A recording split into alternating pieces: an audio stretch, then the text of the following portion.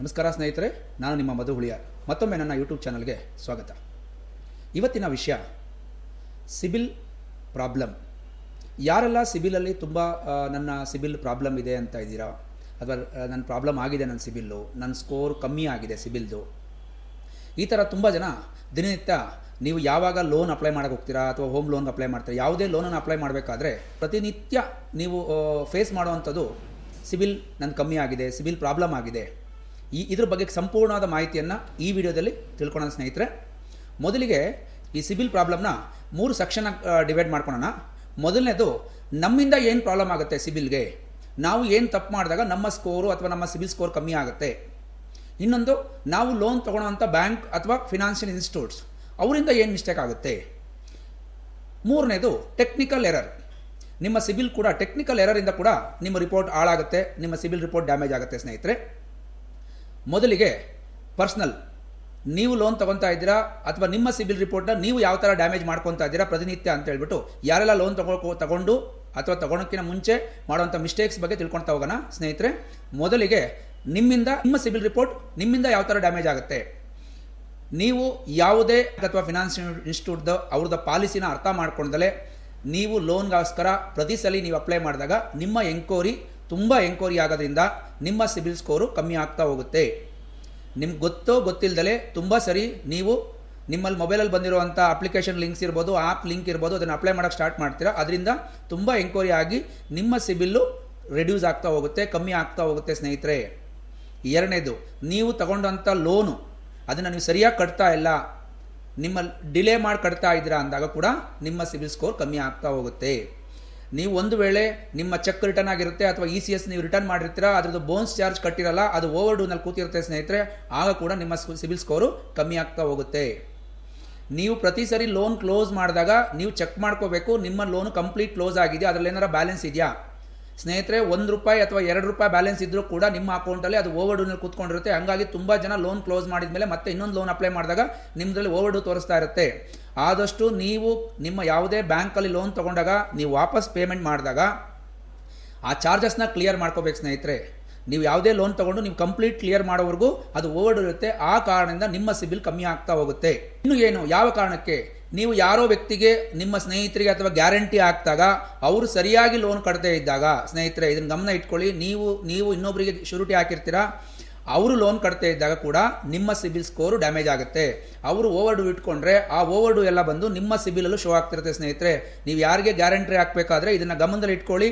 ನೀವು ಗ್ಯಾರಂಟಿ ಹಾಕಿರೋ ವ್ಯಕ್ತಿ ಅವರು ಕರೆಕ್ಟಾಗಿ ಕಟ್ತಾರೆ ಅಂತ ತಿಳ್ಕೊಂಡು ಗ್ಯಾರಂಟಿ ಹಾಕಿ ಸ್ನೇಹಿತರೆ. ಇದರಿಂದ ತುಂಬ ಜನರ ಸಿಬಿಲ್ಲು ಇತ್ತೀಚೆಗೆ ತುಂಬ ಡ್ಯಾಮೇಜ್ ಆಗ್ತಿರೋದು, ಅವ್ರಿಗೆ ಯೂಸ್ ಆಗ್ತಿಲ್ಲ ಅವರ ಸಿಬಿಲ್ಲು. ಬಿಕಾಸ್ ಅವರು ಬೇರೆಯವರಿಗೆ ಹೆಲ್ಪ್ ಮಾಡೋಕ್ಕೆ ಹೋಗಿ ಇವತ್ತು ಅವರು ತುಂಬ ಕಷ್ಟ ಅನುಭವಿಸ್ತಾ ಇದ್ದಾರೆ.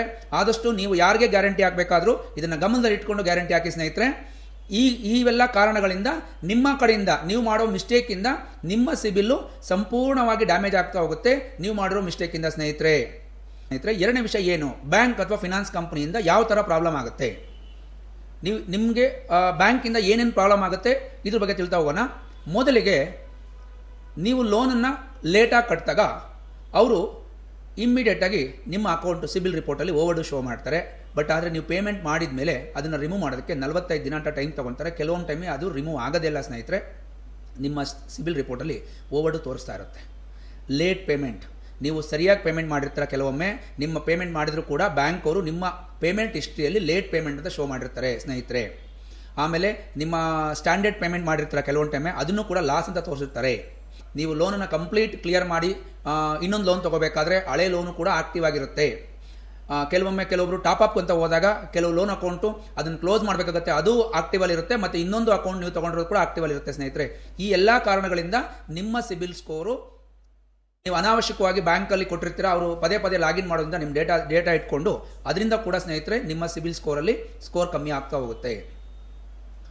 ಟೆಕ್ನಿಕಲ್ ಎರರ್ ಏನಿದು, ಟೆಕ್ನಿಕಲ್ ಎರರಿಂದ ಏನಾಗುತ್ತೆ ಸ್ನೇಹಿತರೆ, ನಿಮ್ಮದಲ್ಲದ ಪ್ರಾಬ್ಲಮ್ಮು ನಿಮ್ಮ ಸಿಬಿಲ್ ಸ್ಕೋರಲ್ಲಿ ಬಂದು ಕೂತಿರುತ್ತೆ.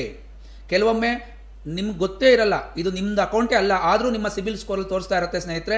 ನೀವು ಬ್ಯಾಂಕ್ ಲೋನ್ ಅಪ್ಲೈ ಮಾಡಿದಾಗ ನಿಮ್ದು ಯಾವುದೋ ಕ್ರೆಡಿಟ್ ಕಾರ್ಡ್ ಓವರ್ ಡ್ಯೂ ಇದೆ, ನಿಮ್ಮದು ಹೋಮ್ ಲೋನ್ ಓವರ್ ಡ್ಯೂ ಇದೆ ಅಂತ ಹೇಳ್ತಾರೆ.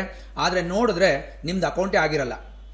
ಈ ಥರ ಟೆಕ್ನಿಕಲ್ ಎರರಿಂದ ನಿಮ್ಮ ಅಕೌಂಟ್ ಒಳಗಡೆ ಕೆಲವೊಮ್ಮೆ ಏನಾಗುತ್ತೆ, ಟೆಕ್ನಿಕಲಲ್ಲಿ ಎರಡು ಸರಿ ಅಕೌಂಟ್ ಬಂದಿರುತ್ತೆ. ಡೂಪ್ಲಿಕೇಟ್ ಅಕೌಂಟ್ ಅಂತ ಕೂಡ ಕರಿತೀವಿ ನಾವು. ಡೂಪ್ಲಿಕೇಟ್ ಅಕೌಂಟ್ ಅಂದರೆ ಏನು, ನಿಮ್ಮದೇ ಸಿಬಿಲ್ಲು ನೀವು ಒಂದು ಲೋನ್ ತೊಗೊಂಡಿರ್ತೀರಾ, ಬಟ್ ಅಲ್ಲಿ ಎರಡು ಅಕೌಂಟ್ ಶೋ ಆಗಿರುತ್ತೆ. ನೀವು ಒಂದು ಅಕೌಂಟ್ನ ಕ್ಲೋಸ್ ಮಾಡ್ತೀರಾ, ಬಟ್ ಒಂದು ಅಕೌಂಟ್ ಹಾಗೆ ಓವರ್ ಡ್ಯೂ ಹೋಗ್ತಾ ಇರುತ್ತೆ. ಬಿಕಾಸ್ ರೀಸನ್ ಅದು ಡೂಪ್ಲಿಕೇಟ್ ಅಕೌಂಟ್ ಆಗಿರೋ ಸ್ನೇಹಿತರೆ. ಈ ಥರ ಟೆಕ್ನಿಕಲ್ ಎರರಿಂದ ಕೂಡ ನಿಮ್ಮ ಸಿಬಿಲ್ ಡ್ಯಾಮೇಜ್ ಆಗುತ್ತೆ. ಈ ಪ್ರಾಬ್ಲಮಿಂದ ಯಾರಾದರೂ ಆಚೆ ಬರಬೇಕು ಅಂತ ಇದ್ದರೆ, ನನ್ನ ಸಿಬಿಲ್ನ ನಾನು ತಿಳ್ಕೋಬೇಕು, ನನ್ನ ಸಿಬಿಲ್ ಬಗ್ಗೆ ನನಗೆ ಗೊತ್ತಾಗಲೇಬೇಕು, ನನ್ನ ಪ್ರಾಬ್ಲಮಿಂದ ಆಚೆ ಬರಬೇಕು, ನನಗೆ ಸಪೋರ್ಟ್ ಬೇಕು ಅನ್ನೋರು, ನಮ್ಮ ಟೀಮು ನಿಮಗೋಸ್ಕರ ನಾವುಗಳು ನಿಮ್ಮ ಸಿಬಿಲನ್ನು ಕರೆಕ್ಷನ್ ಮಾಡೋದಕ್ಕಾಗಲಿ ರೆಕ್ಟಿಫಿಕೇಷನ್ ಮಾಡೋದಕ್ಕಾಗಲಿ ಸಪೋರ್ಟ್ ಮಾಡ್ತೀವಿ ನನ್ನ ಕಡೆಯಿಂದ ಸ್ನೇಹಿತರೆ. ನಿಮಗೆ ನಮ್ಮ ವಾಟ್ಸಾಪ್ ನಂಬರ್ 9900077949 ಈ ವಾಟ್ಸಾಪ್ ನಂಬರ್ಗೆ ನೀವು ನಿಮ್ಮ ಏನು ಪ್ರಾಬ್ಲಮ್ ಆಗಿದೆ ಸ್ನೇಹಿತರೆ ಅದನ್ನು ನೀವು ವಾಟ್ಸಾಪ್ ಮುಖಾಂತರ ಕಳಿಸ್ಕೊಡಿ, ತಿಳಿಸಿ ನಮಗೆ.